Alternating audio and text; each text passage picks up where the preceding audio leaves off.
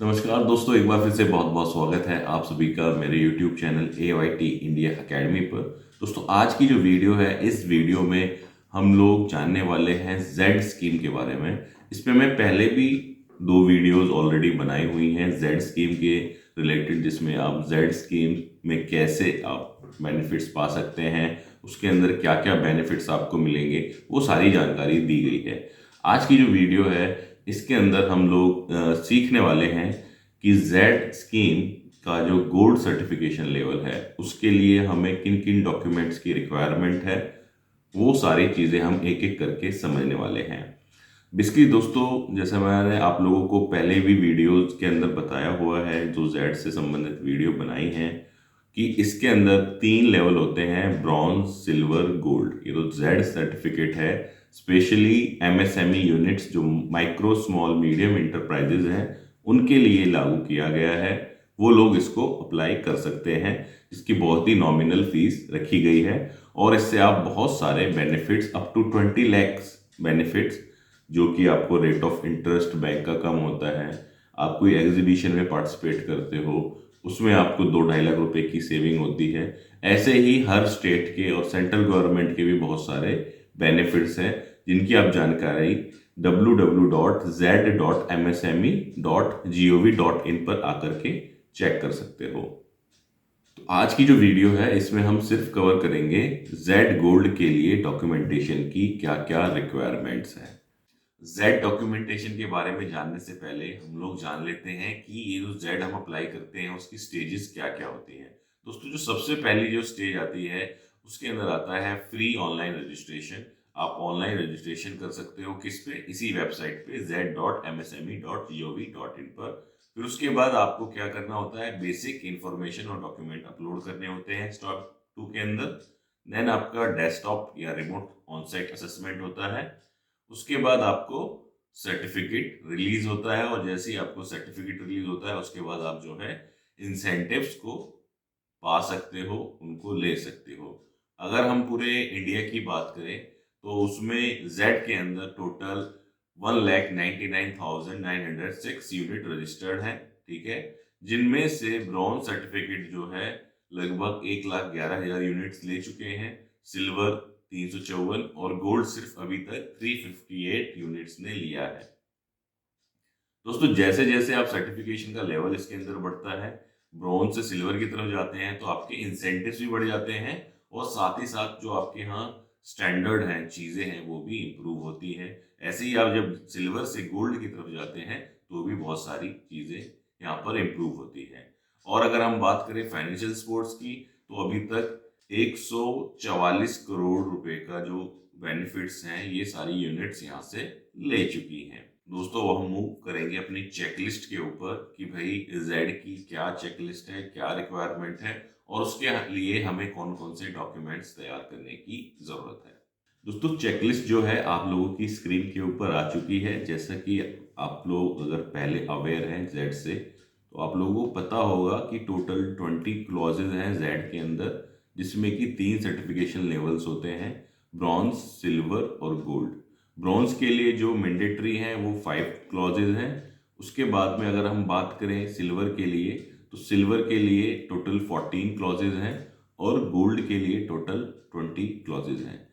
हम बात करेंगे आज गोल्ड सर्टिफिकेशन की, क्योंकि हम जब गोल्ड कवर करेंगे तो सारी रिक्वायरमेंट जो ब्रॉन्ज की हैं, सिल्वर की हैं, वो भी कवर हो जाती हैं। दोस्तों, इसमें से जो क्लॉज नंबर 3 है, ऑक्यूपेशनल सेफ्टी, उसके अलावा जो हमारा ये क्लॉज नंबर 5 है, क्वालिटी मैनेजमेंट, ठीक है जी।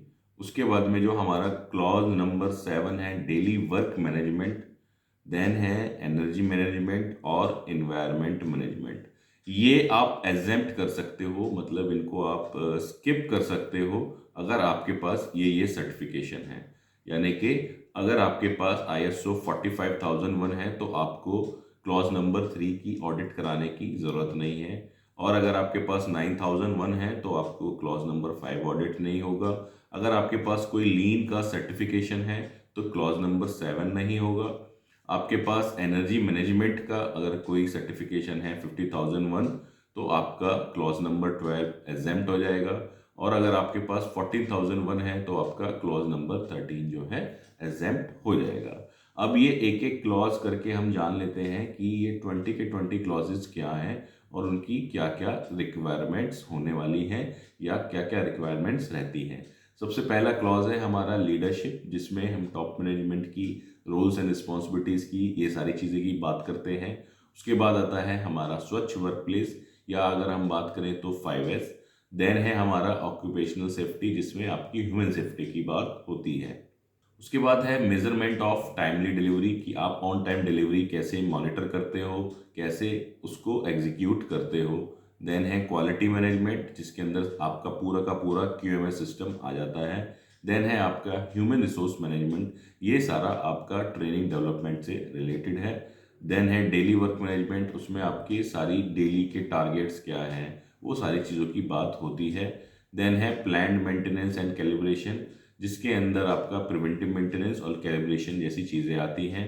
उसके बाद आता है आपका प्रोसेस कंट्रोल, जिसके अंदर आपका setup approval, in process inspection, incoming inspection, final inspection, ये सारी चीज़ें आएंगी कि आपके क्या उनके स्टैंडर्ड्स हैं, इंस्पेक्शन स्टैंडर्ड्स आपने बना रखे हैं या नहीं बना रखे, और उनका क्या रिकॉर्डिंग का मेथड है।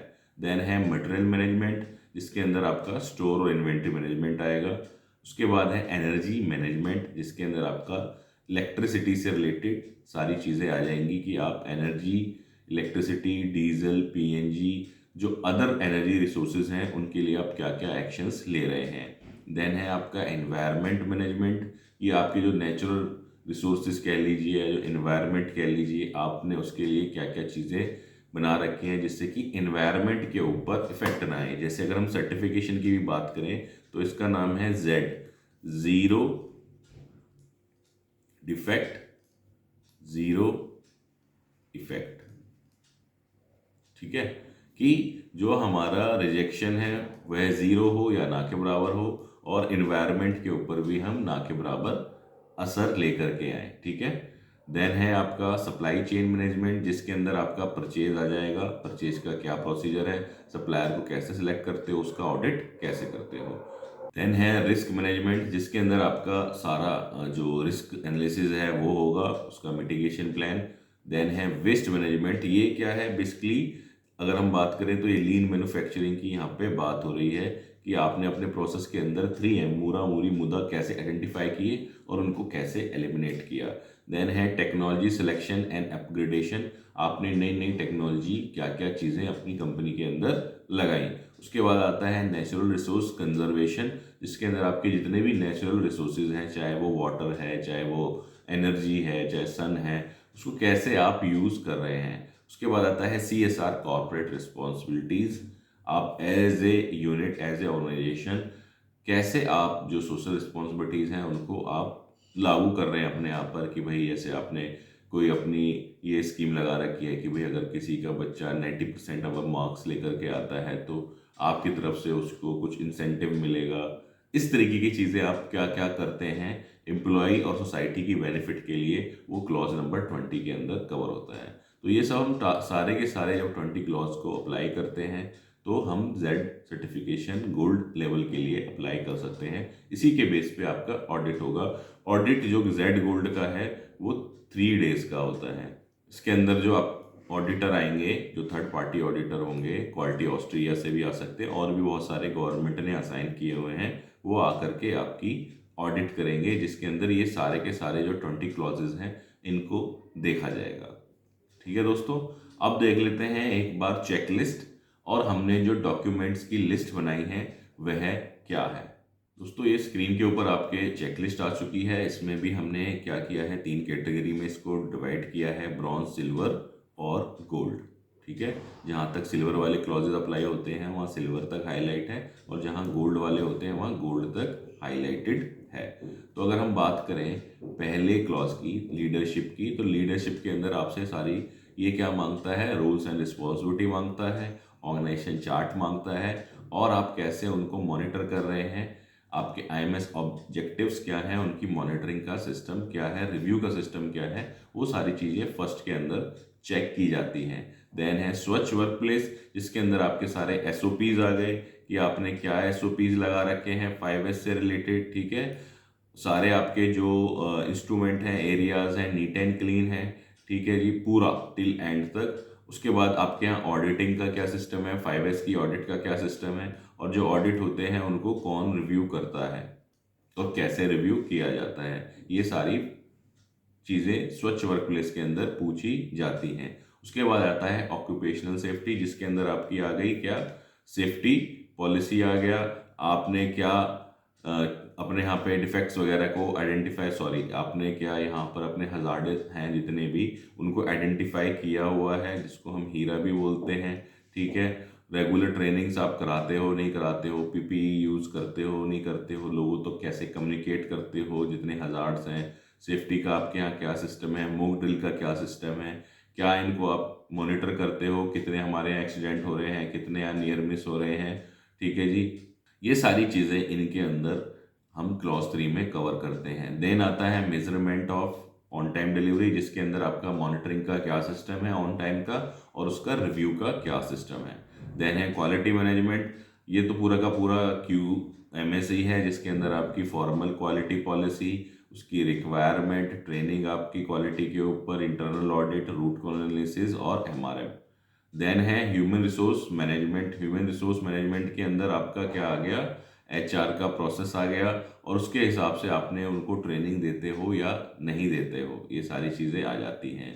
देन है daily work management, daily work management के अंदर आपका सारा क्या, आपके QCD के क्वालिटी कॉस्ट डिलीवरी के क्या टारगेट्स हैं, उन पे आप क्या एक्शन लेते हो, ये सारी चीज़ें आती हैं। रिक्वायरमेंट क्या होती है, अपना सेटअप अप्रूवल है या नहीं है, डेली के टारगेट होते हैं नहीं होते हैं, उसका स्टेटस, उस पर कापा अगर हम कहीं पर फेलियर हुए तो। देन है प्लान्ड मेंटेनेंस, प्लान्ड मेंटेनेंस के अंदर क्या आ जाएगा, आपकी सारी मशीनों की लिस्ट है या नहीं है, उसका प्रिवेंटिव मेंटेनेंस का प्लान है या नहीं है, प्रिवेंटिव मेंटेनेंस का प्लान है तो उस पर एक्शन है या नहीं है, एक्शन है, कोई ब्रेकडाउन हुआ तो उस पर आपने क्या एनालिसिस किया। उसी के अंदर आएगा कापा भी आएगा कि आपने क्या कापा उस पर लिया, और कैलिब्रेशन भी इसी के अंदर आता है कि आपके कितने इंस्ट्रूमेंट हैं, इंस्ट्रूमेंट की लिस्ट, उसका प्लान कैलिब्रेशन का, ठीक है, और उसके सर्टिफिकेशन का क्या सिस्टम है। देन आता है प्रोसेस कंट्रोल, प्रोसेस कंट्रोल के अंदर आपका सारा आ गया कि भैया जितने भी आपके इंस्पेक्शंस के प्लान हैं, चाहे वो सेट अप्रूवल के हों, इनकमिंग इंस्पेक्शन के हों, इन प्रोसेस के हों, फाइनल के हों, बने हुए हैं या नहीं बने हुए, अगर बने हुए हैं तो उनको कौन मॉनिटर करता है, कैसे मॉनिटर करता है, कब कब उनका रिव्यू होता है, और उसमें कोई कमी पेशी है तो उस पर कापा कौन बनाता है। देन है product quality and safety certification, जिसके अंदर आपका क्वालिटी सेफ्टी का प्रोसीजर आ गया, क्वालिटी सेफ्टी मॉनिटरिंग की रिपोर्ट आ गई, कापा आ गया, क्वालिटी और सेफ्टी की MRM आ गई। देन है मटेरियल मैनेजमेंट, जिसके अंदर आपका पूरा फीफो सिस्टम आ जाएगा, आइडेंटिफिकेशन सिस्टम आ जाएगा, ट्रेसिबिलिटी सिस्टम आ जाएगा, ये सारी चीज़ें इसके अंदर रहने वाली हैं। देन है energy management, then energy management के अंदर क्या है, क्या आपने एनर्जी के टारगेट्स और क्या रिसोर्सेज आपके यहाँ आपने आइडेंटिफाई किए हैं, उनकी मॉनिटरिंग आप करते हो नहीं करते हो, उन पे आपने क्या क्या एक्शंस लिए इम्प्रूवमेंट के लिए। देन है इन्वायरमेंट मैनेजमेंट, इन्वायरमेंट मैनेजमेंट के अंदर भी यही सारी चीज़ें आ गई कि आपने कितने प्रकार के आपके यहाँ वेस्ट निकलते हैं, उसको कैसे आइडेंटिफाई करते हो, उसका सिस्टम क्या है, इन्वायरमेंट को आप कैसे कंजर्व कर रहे हैं। देन आ गया मेजरमेंट एंड एनालिसिस, इसके अंदर आपका defect rate, rework rate, rejection rate, cost of pore quality, customer satisfaction survey, ये सारी चीज़ें आपसे पूछी जाएंगी। देन है सप्लाई चेन मैनेजमेंट, जिसके अंदर आपका एक फॉर्मल प्रोसीजर होना चाहिए, किसका, परचेज का, और जो परचेज का प्रोसीजर है वह फॉलो हो रहा है या नहीं हो रहा है, ये सारी चीज़ें सप्लाई चेन मैनेजमेंट के अंदर पूछी जाएगी, जिसके अंदर आपकी सप्लायर सिलेक्शन का प्रोसीजर, उसका कोई आप फॉर्म भरते हो नहीं भरते हो, उसका क्या सिस्टम है सप्लायर सिलेक्शन का, उसकी ऑडिट होती है नहीं होती है, उसकी रेटिंग आप निकालते हो या नहीं निकालते हो। देन है रिस्क असेसमेंट, जिसके अंदर आप रिस्क असेसमेंट शीट बनाओगे, उसका मिटिगेशन प्लान बनाओगे। देन आता है वेस्ट मैनेजमेंट, वेस्ट मैनेजमेंट के अंदर आ जाता है 3M, मूरा, मुरी, मुदा, जो लीन मैन्युफैक्चरिंग के 3 टाइप्स ऑफ वेस्ट हैं, उसके आपने क्या टारगेट्स लिए, उनको कैसे आइडेंटिफाई किया, उन पर आपने क्या एक्शन लिया।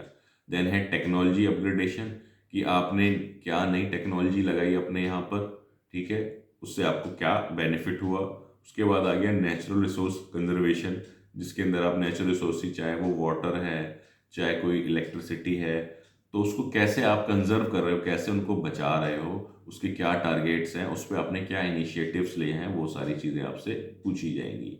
देन है CSR कि भैया आप labour practices, environment, fair operating process, organisation governance, community involvement and development के लिए हमारी जो इंडस्ट्री है वह क्या काम कर रही है। तो ये सारी चीज़ें 20 के 20 क्लॉजेस इस चेकशीट के अंदर कवर होते हैं।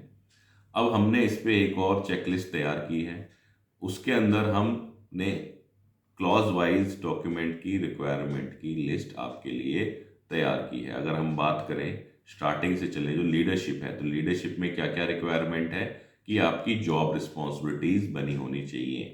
ठीक है भाई, ये तो हो गई चेकलिस्ट, अभी जो हम देख रहे थे ये हो गई हमारी चेकलिस्ट। ठीक है, लेकिन हमें क्या चाहिए, हमें पूरी एक डिटेल लिस्ट चाहिए कि भाई कागज़ या डॉक्यूमेंट्स हमें कौन कौन से मेंटेन करने हैं। तो उसके लिए हमने क्या किया, ये इस प्रकार से एक चेकलिस्ट आपके लिए तैयार कर दी कि भाई जो हमारा लीडरशिप वाला जो क्लॉज है, इसके अंदर हमें ये 4 डॉक्यूमेंट बनाने हैं। पहला डॉक्यूमेंट क्या है, जॉब रिस्पॉन्सिबिलिटीज़ का, कि हर बंदे की रिस्पॉन्सिबिलिटी डिफाइन हो। फिर क्या है आपका KRA KPI का रिव्यू का सिस्टम क्या है, की रिजल्ट एरिया, की परफॉर्मेंस इंडिकेटर, मतलब कि एम्प्लॉय की जो परफॉर्मेंस है उसको कैसे मॉनिटर करते हो। देन है आपका ऑर्गेनाइजेशन चार्ट, ऑर्गेनाइजेशन चार्ट बना हुआ है या नहीं। ऑर्गेनाइजेशन चार्ट जिनको नहीं पता मैं बता देता हूँ कि कितने कंपनी में डिपार्टमेंट हैं, डिपार्टमेंट के HOD कौन कौन है, कौन के अंदर कितने कितने बंदे आते हैं, किसकी रिपोर्टिंग किसको है। तो ये इस तरीके से एक चार्ट तैयार होता है, उसको ऑर्गेनाइजेशन चार्ट बोलते हैं। देन आपका MRM का क्या सिस्टम है। उसके बाद आता है स्वच्छ वर्क प्लेस या 5S, उसमें टोटल आप 8 डॉक्यूमेंट मिनिमम तैयार करने होंगे, जिसके अंदर आपको 5S जोन और जोन की लिस्ट, 5S जोन लीडर्स आपने शॉप फ्लोर पर डिस्प्ले कराया या नहीं कराया, 5S की ऑडिट के रिकॉर्ड, फिर जो ऑडिट में जो NC निकली यानी कि जो कमियां निकली उस पर क्लोजर आपने क्या किया, क्या एक्शन आपने लिया।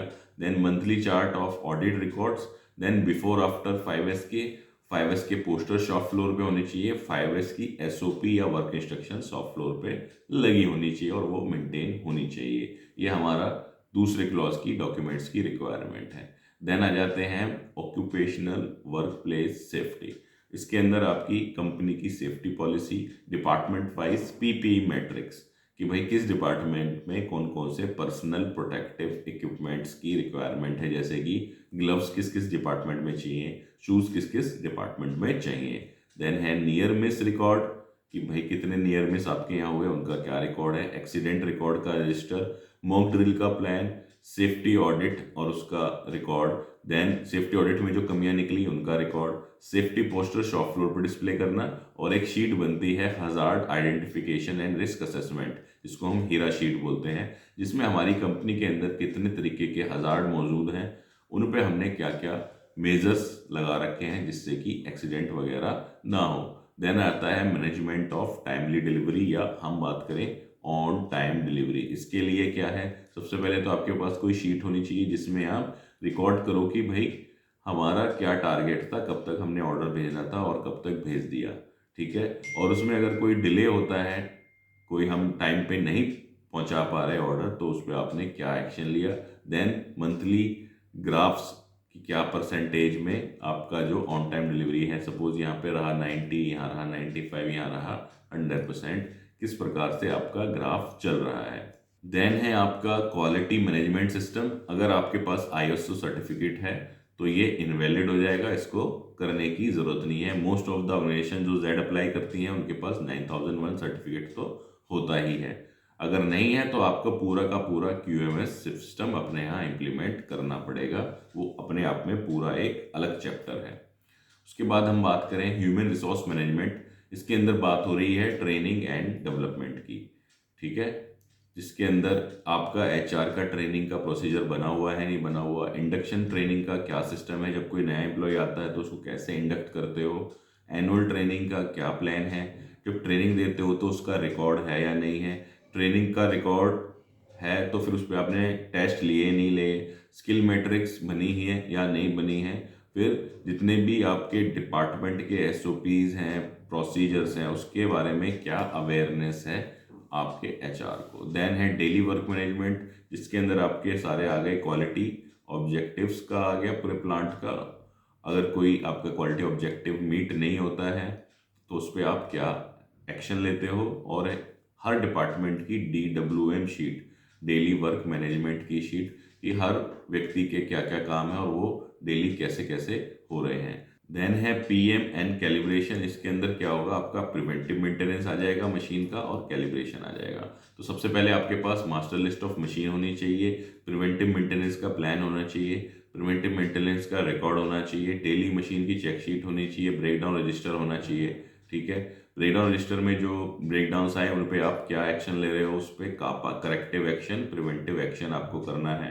उसके बाद मंथली ब्रेकडाउन का ग्राफ होना चाहिए, MTTR MTBF, mean time to repair और मीन टाइम बिटवीन फेलियर का ग्राफ मेंटेन होना चाहिए। मास्टर लिस्ट ऑफ इंस्ट्रूमेंट होनी चाहिए, कैलिब्रेशन होना चाहिए उनका प्लान के साथ। ठीक है, और जितने भी आपके इंस्ट्रूमेंट हैं उन पे आइडेंटिफिकेशन होनी चाहिए और उन पे स्टिकर लगे होने चाहिए। दोस्तों हमने क्या किया है यहाँ पर, साथ के साथ आपको साइड में दिख रहा होगा रिस्पॉन्सिबिलिटी भी डिफाइन करी हुई है कि इस काम को करने की रिस्पॉन्सिबिलिटी किसकी है। जैसे ये ऊपर वाले PM वाले जो पॉइंट हैं इनको करने की रिस्पॉन्सिबिलिटी मेंटेनेंस की है, और नीचे वाले जो हैं इनकी रिस्पॉन्सिबिलिटी QC की है। देन है प्रोसेस कंट्रोल। प्रोसेस कंट्रोल के अंदर आपका बिल्कुल स्टार्ट से, इनकमिंग से लेकर के डिस्पैच तक के सारे स्टैंडर्ड्स आ गए, इंस्पेक्शंस आ गए। और अगर मैं एकदम सिंपल भाषा में बात करूं तो कंट्रोल प्लान अगर आपने बना रखा है तो कंट्रोल प्लान के हिसाब से आपने जो जो सिस्टम्स डिफाइन कर रखे हैं क्वालिटी को कंट्रोल करने के, उनका क्या है तरीका, आपने कैसे उनको कंट्रोल किया हुआ है, कौन मॉनिटरिंग करता है, और मॉनिटरिंग अगर आप कर रहे हो तो उस पर क्या आप एक्शन लेते हो। क्रिटिकल प्रोसेसेस की क्या आपने मार्किंग कर रखी है SOP चेकलिस्ट के ऊपर। ठीक है, और इन सब का इंस्पेक्शन का रिकॉर्ड। देन आता है प्रोडक्ट क्वालिटी एंड सेफ्टी, कि आपने प्रोडक्ट की क्वालिटी संबंधित कोई प्रोसीजर बना रखा है या नहीं बना रखा है, टेस्टिंग कैसे होती है, थर्ड पार्टी इंस्पेक्शन आप कराते हो नहीं कराते हो, ये सारी चीज़ें इसके अंदर आ जाती हैं। देन है मटेरियल मैनेजमेंट, ये सारा का सारा स्टोर और इन्वेंटरी से रिलेटेड है। इसके अंदर सबसे पहले आ गया IMS इन्वेंटरी मैनेजमेंट सिस्टम, कि आपके यहाँ इन्वेंटरी को मैनेज करने का क्या सिस्टम है, क्या प्रोसीजर है। हर आइटम के मिनिमम मैक्सिमम के जो है अपना लेवल्स डिफाइन होने चाहिए। अगर मिनिमम मैक्सिमम से नीचे अगर कोई जा रहा है तो उस पर क्या एक्शन ले रहे हो, स्टोर का क्या प्रोसीजर है। ठीक है, प्रॉपर आइडेंटिफिकेशन होनी चाहिए। स्टोर की ऑडिट का क्या सिस्टम है, क्या फिजिकल ऑडिट करते हो या नहीं करते हो। फीफो का क्या सिस्टम है आपके यहाँ पर, फीफो की चेक जो WI है वो बनी हो और उसके हिसाब से चीज़ें फॉलो हो रही हो। आइडेंटिफिकेशन होनी चाहिए। MSDS material safety data sheet, जितने भी हमारे केमिकल्स और हजार्डस आइटम्स हैं उन पे लगे होने चाहिए। और सेल्फ लाइफ आइटम्स जिनकी कोई सेल्फ लाइफ है, एक्सपायरी डेट है, वो डिफाइन होने चाहिए। उसके बाद आता है एनर्जी मैनेजमेंट। एनर्जी मैनेजमेंट में आपको क्या करना है, सबसे पहले डेली मॉनिटरिंग शीट बनानी है, मंथली ग्राफ बनाना है और टारगेट वर्सेस एक्चुअल बनाना है। PNG का रिकॉर्डिंग का सिस्टम, अगर सोलर है तो उसका रिकॉर्डिंग का सिस्टम, उससे आप क्या बेनिफिट ले रहे हो। पावर फैक्टर का, जिसको हम PF बोलते हैं, पावर फैक्टर जो, उसकी रिकॉर्डिंग का क्या सिस्टम है। एनर्जी ऑडिट आपने बाहर से कराई है तो उसकी audit sheet, before after improvements. ठीक है, उसके बाद कनेक्टेड लोड। कनेक्टेड लोड क्या होता है, हर डिपार्टमेंट का लोड निकाला जाता है कि इस डिपार्टमेंट में इतनी मशीन्स हैं, इसका लोड इतना 100 kVA होगा। ठीक है, डिपार्टमेंट 2 है, इसमें इतनी मशीन्स हैं, इसका इतने kVA होगा। फिर इसको फर्दर ड्रिल डाउन करेंगे 100 kVA में से भी कौन सी हमारी टॉप एनर्जी कंज्यूम करने वाली मशीन्स हैं, ताकि उस पर आप एक्शन ले सको। फिर आपने जो ये इम्प्रूवमेंट्स करी, जैसे कि कोई LED लाइट लगाई या कोई सर्वो ड्राइव लगाई, तो उससे आपको क्या बेनिफिट्स हुए। उसके बाद है हमारा एनवायरनमेंट मैनेजमेंट। एनवायरनमेंट मैनेजमेंट के अंदर आपको वेस्ट लिस्ट तैयार करनी पड़ेगी, हजार्डस नॉन हजार्डस आइटम्स की मंथली रिकॉर्ड बनाना पड़ेगा। वेस्ट डिस्पोजल्स का, जितने भी आपके शॉप फ्लोर पे हैं वहाँ पर आपको 3 कलर की बिन लगानी पड़ेंगी, रेड, येलो और ग्रीन। ठीक है, एनवायरनमेंट ऑडिट का रिकॉर्ड। ठीक है जी, उसके बाद एनवायरनमेंट रिलेटेड इनिशिएटिव्स आपने क्या क्या लिए हैं। और थर्ड पार्टी कॉन्ट्रैक्ट किसके लिए, जो हजार्डस वेस्ट है वो हम थर्ड पार्टी को देते हैं, उसका आपका कॉन्ट्रैक्ट होना चाहिए कि भाई हम उसी को देते हैं और वो आपके यहाँ से हजार्डस वेस्ट ले जाए। ये नहीं कि आपने जो कटिंग ऑयल वाले कपड़े हैं या यूज्ड ऑयल है कहीं भी इन्वायरमेंट में खाली फेंक दिया। देन आता है मेजरमेंट एनालिसिस। इसके अंदर क्या आएगा आपका, कस्टमर सर्विस या कस्टमर कंप्लेंट रिकॉर्ड्स, ठीक है जी। कापा क्या लिया आपने, डिफेक्ट का रिवर्क का क्या डेटा है आपके पास, डिफेक्ट रिफर रिजेक्शन जो है उस पर आप क्या एक्शन ले रहे हो, मंथली ट्रेंड ऑफ कस्टमर्स क्या है, मंथली डिफेक्ट रिजेक्शन का परसेंटेज क्या है, कॉस्ट ऑफ पुअर क्वालिटी का कैलकुलेशन ऑफ ग्राफ्स, और कापा ऑन लो कस्टमर रेटिंग, अगर आप सर्वे कराया आपने कस्टमर का, ठीक है, तो उस पर आपने क्या एक्शन लिया। देन आता है हमारा सप्लाई चेन मैनेजमेंट, जो कि हो गया हमारा परचेज मैनेजमेंट। दोस्तों वीडियो थोड़ी सी लंबी बन रही है, लेकिन हम इसके अंदर सारी की सारी चीज़ें कवर करने की कोशिश कर रहे हैं कि अगर आप जेड गोल्ड के लिए अप्लाई कर रहे हो तो आप यहाँ से देख करके सारी चीज़ों को कर सको। दोस्तों अब इसके अंदर क्या है, सबसे पहले आपका परचेज का SOP या जो आपका PFD है वो डिफाइन होना चाहिए कि परचेज करने का क्या प्रोसीजर है। अप्रूव्ड सप्लायर की लिस्ट होनी चाहिए, सप्लायर रजिस्ट्रेशन फॉर्म होना चाहिए, सप्लायर का ऑडिट का प्लान और रिकॉर्ड होना चाहिए, और कोई अगर लो स्कोरिंग सप्लायर है तो उस पर क्या कापा लिया, सप्लायर रेटिंग और कापा, अगर लो स्कोरिंग कोई सप्लायर है उस पर आपने क्या करेक्टिव एक्शन प्रिवेंटिव एक्शन लिया, और मंथली सप्लायर रेटिंग और ऑडिट का ग्राफ। देन आता है रिस्क मैनेजमेंट। इसके अंदर आपका रिस्क मैनेजमेंट का प्रोसीजर, रिस्क मैनेजमेंट असेसमेंट और मिटिगेशन प्लान की एक शीट बनती है, उसकी आपने एक शीट तैयार करनी है। देन है 3M वेस्ट मैनेजमेंट।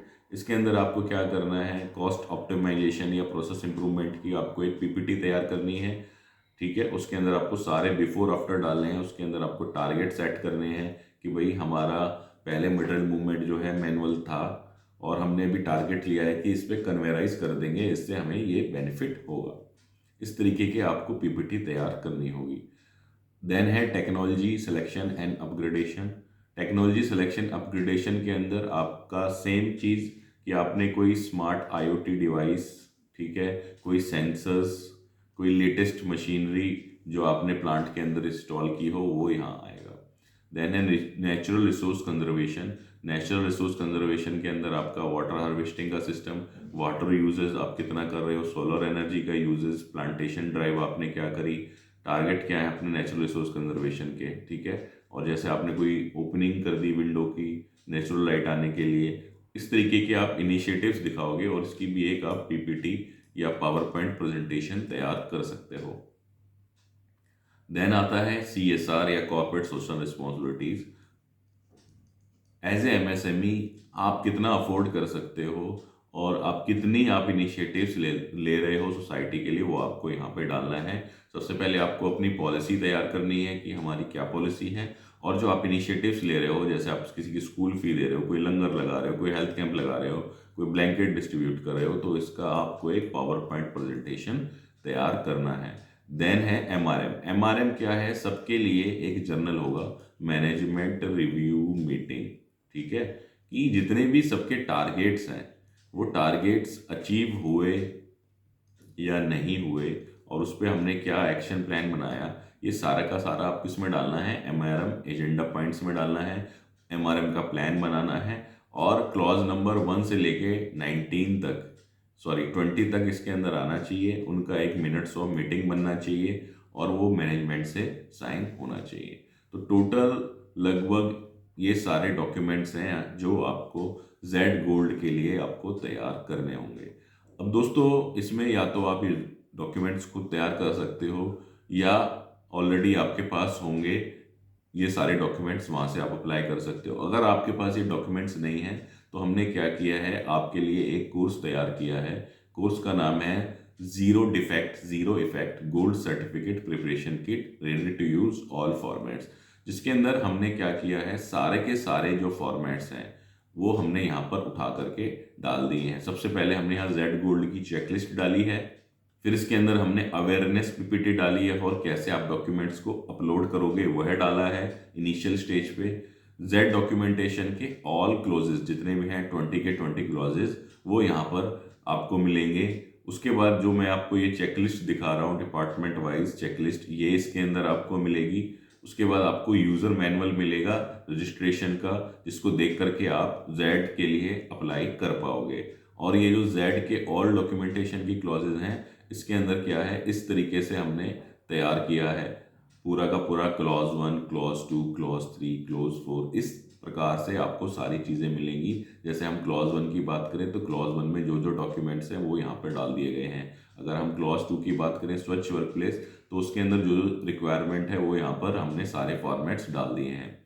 तो आपको करना क्या है, सिर्फ हमारी जो अपनी ऐप है AYT इंडिया अकेडमी की, उस पे जाना है, या आपको जाना है किस पर, हमारी जो साइट है, साइट क्या है हमारी www.learn.aytindia.com पर आप जाओगे तो इस प्रकार से एक पेज खुलेगा। उस पर आप अपना मोबाइल नंबर डालिए, रजिस्टर करिए, तो आपको ये कोर्सेज दिखने लगेंगे और उसके अंदर आपको ये जीरो इफेक्ट वाले कोर्स पे जाना है, बाय करना है और वहाँ से आप डाउनलोड कर पाओगे। अब कुछ लोगों को क्या होता है, डाउनलोड तो कर लेते हैं लेकिन वो एक्सट्रैक्ट नहीं कर पाते और फिर कमेंट्स करते हैं सर आपने पैसे ले लिए, हमें फॉर्मेट नहीं मिल रहे, ये सारी चीज़ें। तो इसमें क्या है दोस्तों कि वायरस वगैरह ना जाए, तो हम फाइल को जिप मोड में अपलोड करते हैं। तो जिप मोड में जो आपको फाइल अपलोड हुई है तो आपको क्या करना पड़ेगा, एक्सट्रैक्ट करना पड़ेगा। तो उसके लिए आपको .rrr एक्सट्रैक्टर डालना पड़ेगा या pzip करके एक एक्सट्रैक्टर आता है, वो डालो और आप फाइल को पूरा का पूरा एक्सट्रैक्ट कर पाओगे, मतलब उसके फोल्डर को खोल पाओगे। दोस्तों अगर आप लोगों को ये Z गोल्ड वाला सर्टिफिकेट बाय करना है तो लिंक हमने डिस्क्रिप्शन में डाल दिया है, वहां से जाकर के आप इसको बाय कर सकते हो, या सीधा हमारी ऐप या हमारी जो वेबसाइट है उसके ऊपर भी आप जा सकते हो। उम्मीद है दोस्तों वीडियो आप लोगों को पसंद आई होगी और आपके काम आएगी। वीडियो अगर आपको अच्छी लगी है तो वीडियो को लाइक करना ना भूलें और चैनल पे पहली बार आए तो चैनल को भी सब्सक्राइब कर दें। धन्यवाद।